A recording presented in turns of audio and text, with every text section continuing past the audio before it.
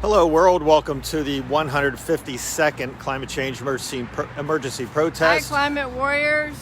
This Tanya's along with me today. It is November 5th, 2021. As I said, this is number 152. Next week will be number 153. That's on November 12th, 2021. Right now, the COP26 is going on. There have been 25 others to discuss climate change and possible fixes for it by the governments of the world, and obviously they're not doing it since this is number 26. It should have only required one, and they should have fixed it then. So it ends next Friday on November 12th, and whether my broadcasts continue on as this way or get more surly will be determined by the COP. Tanya has a sign that I had made earlier about the world and where we're headed. We're countdown to midnight, and we're ticking away, and we're very close to setting the world on fire in various ways. And as you can hear the fossil fuel burning machines behind us, we're still going full speed ahead. So is this going to be, next Friday, will it be revealed that it's the dawn of a new era? Will there be full cooperation throughout the world of the governments of the world, and whether they cooperate with each other and determine a new path and a new destination as to whether we can survive the next 10 years, or will it be relegated to a final whimper, a slithering away of the government officials, whether they can, because they're full of corruption and greed and encouraged by a society that is self-absorbed, fearful, and ignorant. Okay, so it's up to us to step it up and make them aware that we're unhappy with the way things are going, and that we need an immediate change. I trust this will be a future that we'll all can envision, and a world society bound together with love for one another. Is it going to happen or not? Hopefully it will. There are people protesting, as we've seen on Euronews and other stations, but they're not putting it out in the mainstream media at all, of course.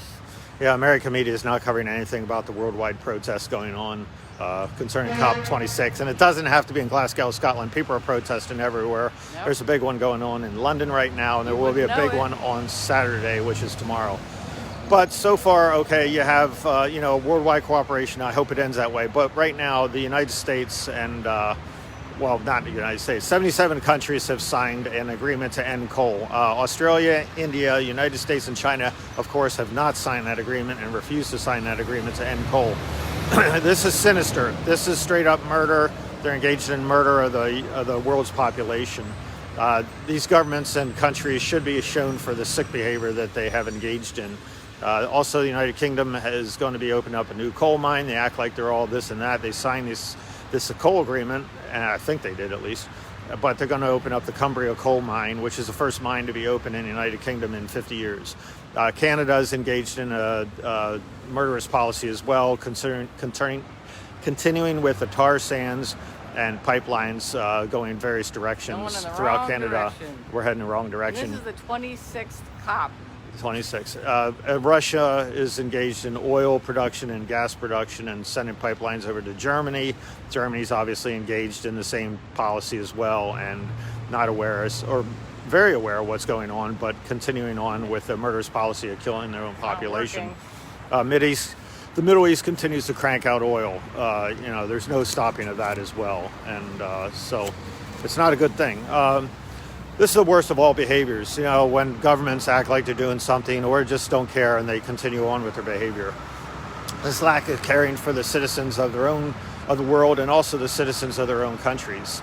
Temperatures by the IPCC, the UN Commission, state that they will rise by, at this path we're on, 3 degrees to 4 degrees Celsius. I predict it'll go 6 to 10 degrees eventually, because you got feedback loops, and things will spiral out of control, and it'll be a hothouse Earth. The people that remain in a 3 to 4 degree world, let alone a 6 to 10 degree world, can expect to encounter famines, floods, fires, even worse than we're having now. Yeah, fun times coming. Drought, water shortages, a dead ocean, no fish left, a oxygenated ocean. Society collapses, of course, occur when these start happening. The governments eventually around the world start collapsing as well. Well, we've already seen it with COVID, what can happen when things start to unravel and systems start falling apart. That was just a small taste of what can happen. We should be using this as a gauge to see what's going to happen when climate change goes unbridled. So you get gangs, and when governments collapse, just trolling the towns, and it becomes an unbelievable misery for the populations. And it's the things that this is the very thing that nightmare movies are made of, and except it'll become real life the way we're headed. Unless they change their ways, which they're showing not. Why we need to do something now. So those in charge, will try to hide. The rich people try to hide. The leaders of the countries that have caused this will try to hide and bunker away. But there will be nowhere to hide with climate change. As you can tell, we got trucks everywhere, and there's no changing here in the United States. So there'll be nowhere to hide for the rich and the powerful, so-called, because money will be worthless due to climate change, and population will be in full unrest by then. Do they go underground in their own bunkers like rats? And of course they're rats because they're doing stuff that rats would do. And I don't want to offend rats of the world because they're behaving much better. The bunkers become tombs. You go underground, you might as well just kiss your butt goodbye, because that's where you're going to have to stay forever. Protests, in a world that's out of control, will be worldwide. Violence directed at those in charge and eventually towards each other. Protests don't stay calm, and eventually people turn on each other. This is the last chance. This weekend is the absolute last chance that we have to change the course of society throughout the whole world. This is it. These last 7 days, and this weekend is the one you need to protest if you're going to do it. And if you don't, this is on you. Okay, you're hearing this message. This is your problem, and if you're deciding not to get out and do something, this is on you. Everybody's problem. This is everybody's problem. So anyways, in Europe right now, and around the world, there are protests starting today, and tomorrow, Saturday, is the biggest worldwide protests of the whole COP thing. After this week, the governments and corporations will go it alone. They're going to leave COP and not do another thing, and go it alone and go at their own pace as to how they want to accomplish things. Is it going to be caring, or is it going to be greed? Is it going to be love, or is it going to be straight out murder? I ask all of you to rise up with those who are, all of you to rise up and protest, especially anyone under age 80. And why am I saying under age 80? Well, in 2 years or so or less, all will be affected by climate change, and all will be definitely affected by 2030. Everyone, young, old, right-wing, left-wing, Republicans, Democrats, Tories, whatever, Labor Party, everyone. The timid and the mentally and physically tough. I'm a tough guy. I can get through this. No, you won't. This is a situation that no one will survive. This is the last chance to be brave, and it's right now. Protests may not change anything, but nothing will change without protests. You have to protest. You have to get on the street. You can't throw money at this issue. This is it. This is the last weekend. Governments right now, need to be scared of us rather than the other way around. They must become so scared that they will do the right thing. The coal issue that I just discussed at the beginning of this is the direction they want to go. They want to be left alone to do their own thing and make their obscene money, and to hell with all of us. We need to make the coal issue as to where we draw the line. That was it. Yesterday, when the United States and India and China and everyone else that are continuing on their murderous path, we need to draw a line and say no, no more. And we mean no. A loud and vocal population needs to stand up and say no more. This is a type of protest that I will be doing and Tanya will be doing if COP26 fails. We need to get more vocal and more adamant about how bad the situation is.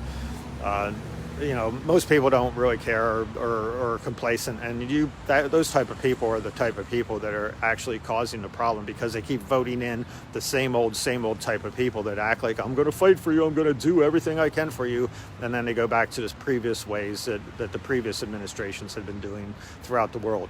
I will be here, Tanya will be here, waiting for you all to come out on the streets and start protesting. And the longer you wait to do this type of protesting, the worse the situation will be. And eventually, it'll be too late as to what's going on. We should all really start trying to live outside of our comfort zone, because if we don't, we're going to end up being really uncomfortable when stuff goes down. Okay. Hopefully the future protests will be by populations that will, it'll be peaceful protests. That's what we need right now. Eventually, though, things get out of control, and I kind of see a future where it ends up being nightmare protests, and it becomes very violent, and we don't want to go that way.